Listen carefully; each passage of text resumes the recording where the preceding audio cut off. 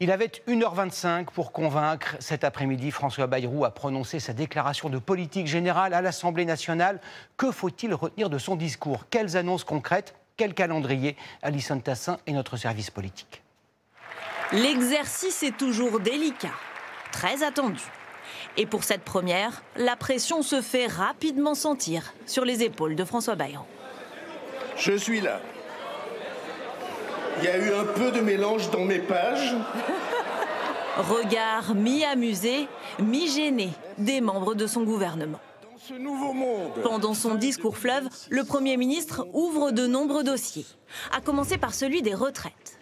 Pas de suspension de la réforme actuelle, mais une conférence avec les partenaires sociaux dès vendredi pour rediscuter du texte. Rechercher une voie de réforme nouvelle, sans aucun totem et sans aucun tabou, pas même l'âge de la retraite. Il vous a tendu la main quand même. Oui, mais la main est vide. La démarche est bonne, elle est à saluer et permet effectivement de protéger ce qui a été fait tout en continuant à ouvrir de nouveaux chantiers. Un peu plus de flou en revanche sur la question du budget. Quelques tacles aux responsables précédents. Entre 2012 et 2017, François Hollande, 10 points d'augmentation de l'endettement. Et depuis 2017, Emmanuel Macron, 12 points. Le Premier ministre assume un déficit plus élevé, 5,4% du PIB contre 5% dans le budget précédent. Parle d'économies importantes à réaliser, sans les détailler. On défendra des économies et des économies. On est en soutien évidemment au gouvernement, mais c'est un soutien vigilant, exigeant. Comme beaucoup de ses prédécesseurs, François Bayrou dit aussi vouloir s'attaquer aux normes, les alléger pour les entreprises ou les agriculteurs. Des annonces aussi sur la vie démocratique, le retour de la proportionnelle et peut-être du cumul des mandats. Reste une série de questions en suspens. La taxation des plus riches, par exemple. Après une après-midi de débat, François Bayrou renvoie à une taxe sur les hauts patrimoines. Et sur les arrêts maladie dans la fonction publique, il s'interroge sur des jours de carence en plus. Rien n'a été confirmé cet après-midi et au contraire, beaucoup de portes entr'ouvertes ont été refermées. Et donc voilà, c'est très décevant. Beaucoup de dossiers et de rendez-vous à venir pour les prochains mois, pour un Premier ministre qui ne sait combien de temps il pourra tenir. Ils sont enseignants, agriculteurs, chefs d'entreprise, pharmaciens ou élus dans une collectivité locale. Ils ont écouté attentivement le Premier ministre. Qu'ont-ils relevé de vraiment important dans sa déclaration? Mathias Béringer et Eva Huin sont allés à leur rencontre. Cet après-midi, Isabelle est restée sur sa faim. Cette Marseillaise, assistante de direction, attendait une chose concernant ses impôts. Les montants. Les montants, c'est important de savoir à quelle hauteur vont se situer les impôts que nous allons payer. J'étais dans l'attente. Donc quand on attend quelque chose qui ne vienne pas, effectivement, on est un peu déçu. Pas de montant non plus pour les professionnels. Yann est gérant d'une PME dans le BTP. Il a tout de même retenu une phrase: les entreprises doivent être prémunies contre des augmentations exceptionnelles d'impôts et de charges. J'espère que ce n'est pas juste un effet d'annonce qui va s'y tenir et qu'on ne va pas augmenter nos charges et nos impôts. Il aurait dit qu'il s'oppose aux augmentations et charges tout court, aurait été un message clair. Autre acteur, lui aussi dans l'attente, les agriculteurs comme Jean-Paul, éleveur laitier en Bretagne. François Bayrou souhaite simplifier les normes. Aujourd'hui, on est dans une suradministration, une surbureaucratique qui affaiblit et qui désintéresse les agriculteurs de plus en plus, tout simplement. Je vous laisse donner... Dans cette officine, une annonce a donné le sourire à Béatrice, pharmacienne. Elle craignait que certains médicaments soient moins remboursés. Cette mesure ne sera finalement pas reprise. Pour les patients, c'est une bonne nouvelle parce qu'on sait que dérembourser, ça peut provoquer des ruptures dans le parcours de soins des patients. Donc on accueille cette annonce très favorablement. Pour les enseignants, y aura-t-il des suppressions de postes? Pas de réponse pour le moment. Le Premier ministre a en revanche promis d'améliorer la formation des enseignants.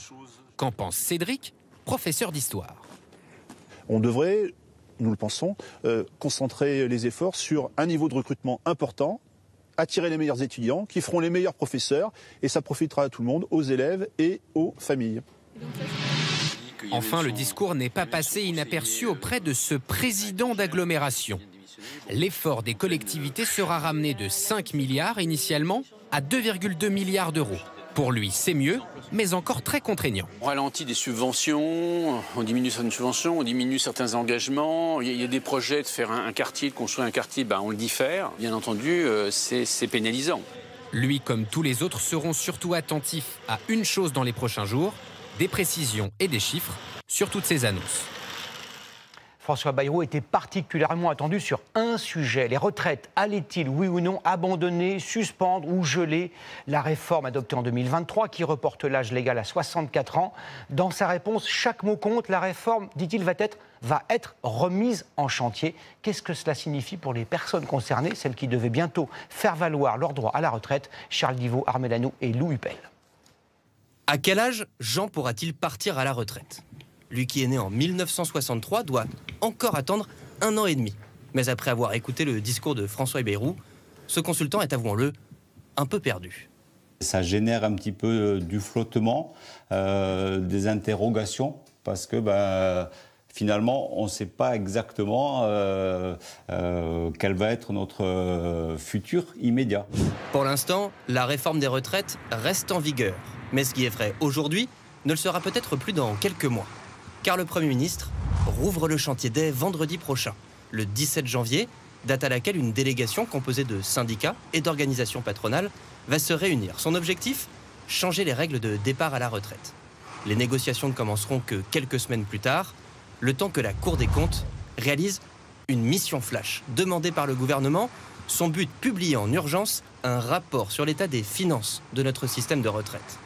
À partir de là, la délégation se mettra autour de la table. Sorte de conclave, c'est le terme du Premier ministre, réuni pour 3 mois. Ils partiront d'une feuille blanche, sans aucun sujet tabou, pas même l'âge légal de départ à la retraite, promet François Bayrou.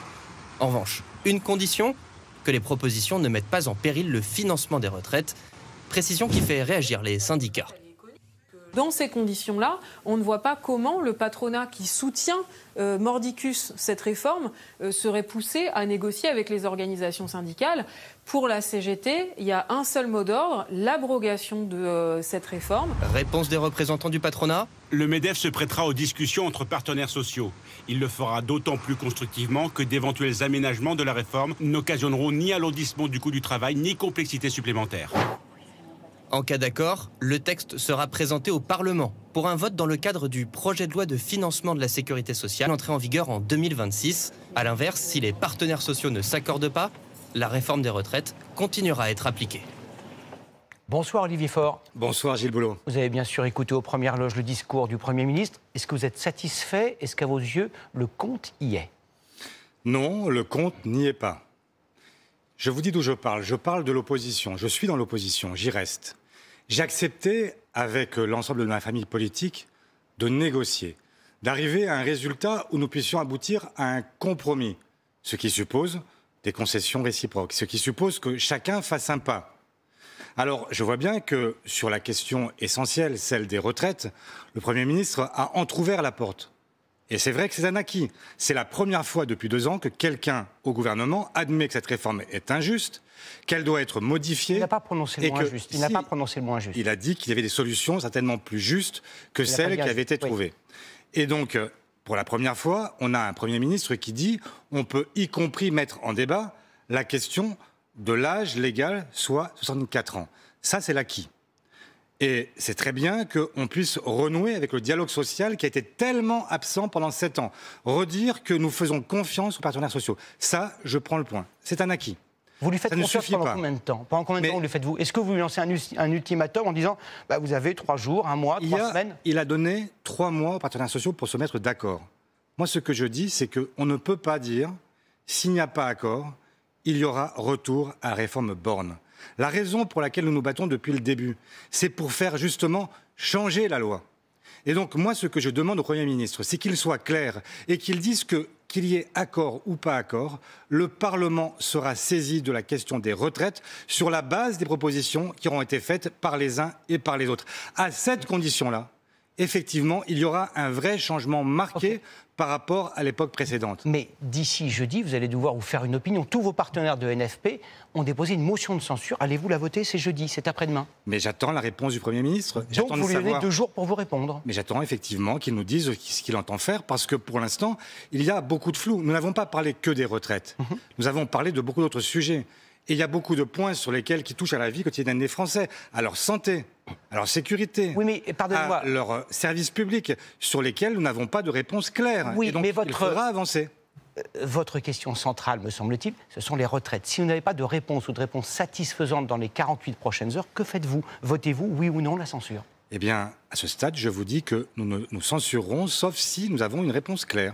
Et si nous avons la possibilité de dire que, oui, le débat est un débat sincère, un débat qui permettra tout simplement à la démocratie de fonctionner. Démocratie sociale dans un premier temps, démocratie parlementaire dans un deuxième temps. À cette condition-là, alors quelque chose aura vraiment changé dans le pays. Et il y aura un nouveau climat. Et si François Bayrou veut vraiment être l'homme qui ouvre une nouvelle période politique, s'il veut sortir de la crise politique dans laquelle nous sommes entrés, eh bien, il doit faire le choix de la démocratie. C'est simple, ça n'est pas compliqué à comprendre, et je pense que tous les Français qui nous écoutent l'entendent parfaitement. Merci beaucoup, Olivier Faure, d'avoir répondu à nos questions.